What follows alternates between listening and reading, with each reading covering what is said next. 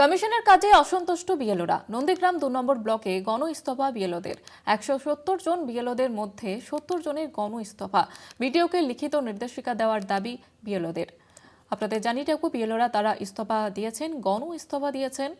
বিডিওকে লিখিত নির্দেশিকা দেওয়ার এবং বিএলওরা তারা এবার ক্ষোভ উগরে দিয়েছেন এবং ইস্তফা দিয়েছেন।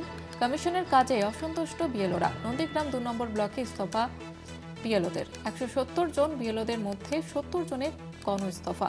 বিডিওকে লিখিত নির্দেশিকা দেওয়ার দাবি বিএলওদের। একাধিক জায়গায় কোথাও যে ছবি উঠে আসছে যে বিএলওরা কোথাও অত্যাধিক চাপের মুখে অসুস্থ হয়ে পড়ছেন, কেউ আত্মহত্যার পথ বেছে নিচ্ছেন।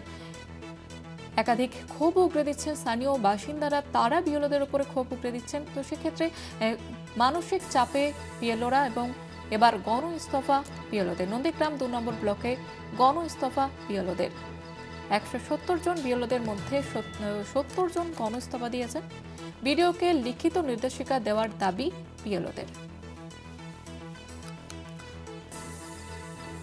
আপনাদের আবারও একবার জানিয়ে রাখবো, এবার বিএলওরা তারা গণ ইস্তফা দিলেন। কমিশনের কাজে অসন্তুষ্ট হয়ে ক্ষোভ প্রকাশ করলেন বিএলওরা। ১৭০ জন বিএলও নন্দীগ্রাম ২ নম্বর ব্লকে, এবং সেখানে তার মধ্যে ৭০ জনই ইস্তফা দিয়েছেন, গণ ইস্তফা দিয়েছেন বিএলওরা, এমনটাই জানা যাচ্ছে। এবং কমিশনের বিরুদ্ধে ক্ষোভ উগরে দিয়েছেন তারা। বারবারেও বিএলওরা যেমনটা অভিযোগ তুলছিলেন যে তাদের উপরে কাজের চাপ হচ্ছে এবং যে কারণে মানসিক অবসাদেও ভুগছিলেন অনেক বিএলও। এবার কমিশনের কাজে অসন্তুষ্ট প্রকাশ করে বিএলওরা তারা গণ ইস্তফা দিয়েছেন।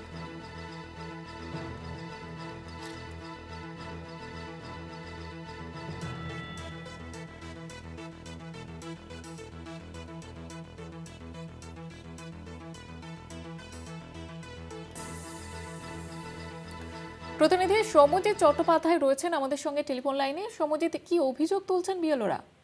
দেখো, এসআইআর শুরু হওয়ার সঙ্গে সঙ্গে প্রতিটি বুথেই বিএলওরা তাদের কাজ সম্পন্ন করেছেন। তবে বর্তমান সময়ে অনেক কিছুই অন্যায়ভাবে করানো হচ্ছে। অর্থাৎ যখন বিএলওরা কাজ শুরু করেন, তাদের কাজ ছিল আনম্যাপড যারা রয়েছে তাদের ডেকে শুনানি হবে, তাদের তথ্য যাচাই হবে। এই কাজ সম্পূর্ণ করার পরে হোয়াটসঅ্যাপে একের পর এক অর্ডার চলেই আসছে।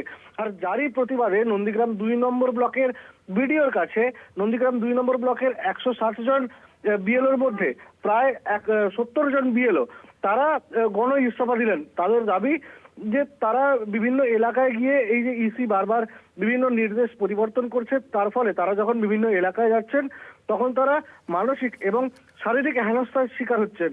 মূলত এই দাবি তুলেই এবং হোয়াটসঅ্যাপে কোনো নির্দেশিকা তারা মানবেন না এমন দাবি তুলেই কিন্তু তারা রীতিমতো ইস্তফা দিলেন নন্দীগ্রাম ২ সমষ্টি উন্নয়ন আধিকারিকের কাছে। জয়িতা, ধন্যবাদ জানাবো সৌম্যজিৎ।